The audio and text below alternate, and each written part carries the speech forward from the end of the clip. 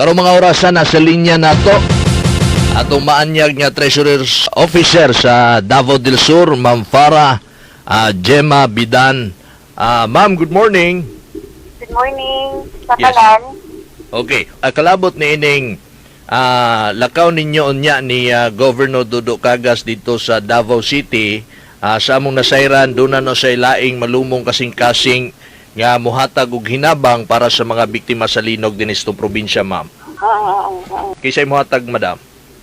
Karong hapon, no, mga alas 2, naimbitahan si Governor sa event sa ganing Development Bank of the Philippines and MINDA. MINDA is Mindanao Development Authority. There will be a forum sa MINDA office, Davao City, and the province, no, being a borrower po sa kanang DBP, nag-avail sa silang product. They are even our depository bank, no? Isa sa ito ang depository bank ang DBP. So, they decided to give us financial assistance in the amount of 3 million. 3 million, okay. Oo, dito na siya i-receive ang grant. Grant na siya. Calamity, ang tawag nila is calamity grant. No? Actually, there are two provinces na matagaan, ang province of Cotabato, particularly municipality of Makilala, and the province of Davao del Sur. So, at to sigog unya, waron mo dawat sa sinabang o sa financial assistance or sa grant nga gihatag nila, together with the governor also of Cotabato, na si Governor Nancy Catamco. So magdungan ni sila dito, ma'am. Dungan ang release niya human, according to the governor, no? All financial assistance, especially kami, kanang ito gini siya gamiton sa rehabilitation sa katong mga lugar o sa nabang relocation site, no? Magbuhat ng relocation site, mamalit ng luna para atong mga na totally damaged yun gani ang mga panimalay o katong mga lugar nga kanang dili na siya kapuyan o katong no build zone para atong mga tao dito palitan sila luna kay aron na-apply matukuran po sa ilang mga panimalay. Yes, ma'am. Kani nga part ni siya sa gamiton para ni ana nga purpose. Yes, ma'am. Ma'am, daghan ang mga mangutana, ang uban kay atat na, ang uban dili makapaabot. Wala pa batay na hatagan bisan usaan ni ma'am sa mga relocation site nga imong gi-mention? Sa karon man god, we are still in the process of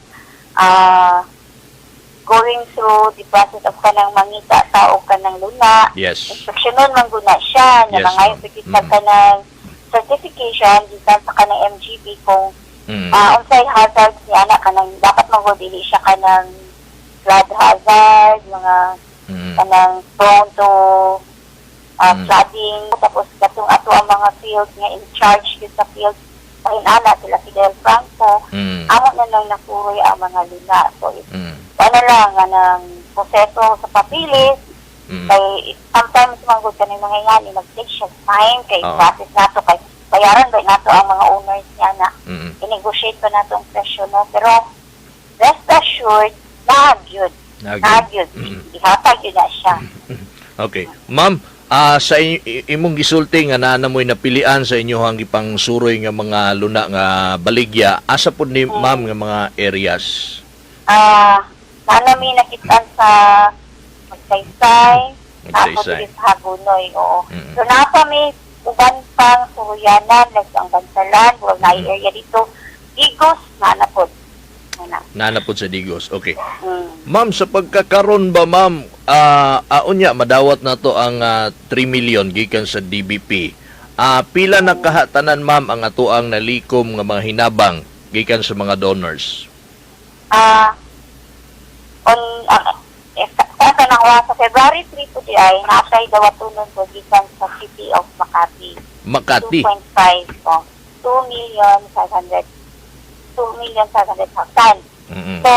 kung makuha po na nato, mukabat na siya 40 million. Mukabat na siya sa 40 million. 40 million. 40 milyones, ma'am. So kanang 40 million ma'am relocation site apil na po diha ma'am ang mga tabang pa sa pabalay ma'am.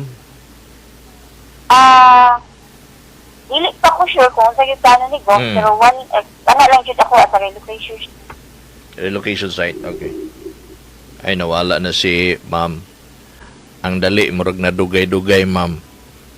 Okay, sige ma'am. Pasensya na ma'am, 7 minutes lang. Sa pabalay, naay moabot karon nga bisita nato sa national nagikan sa National Housing Authority. We will be talking about ganing how to go about kanang magpabalay ta. Kwata kanang istorya pa ana. Istoryahan pa. Istoryahan so, pa. dili ko katag specific sa ni ana. Alright. So, ikutan taon pa magkaroon maka-avail pud ta anang mga pabalay sa NHA. So, wala pa yung specific details ha. Opo. Nakapata sa proseso nga mag-istoryahanay. Okay. After siguro sa ilang talks, makakita tag unsa ba definite nga na o ba tayo na musulod ba ang probinsya sa scheme nga ilang hatag ana gani. Yes ma'am.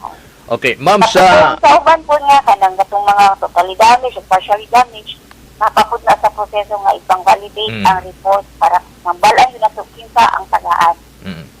Okay, klaro. Ma'am, sa katapusan, ma'am, sa next month, February na, muhatag og 2.5, ma'am, no, ang City of Makati.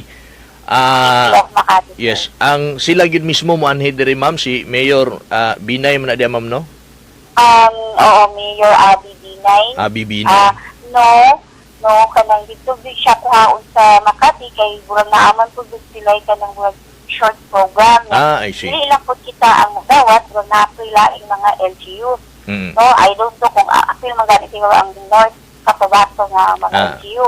Basta sa ato, ang imbitahan dito is Sulok, Malalag, Habunoy, Magsaysay, and Bansalan. Okay.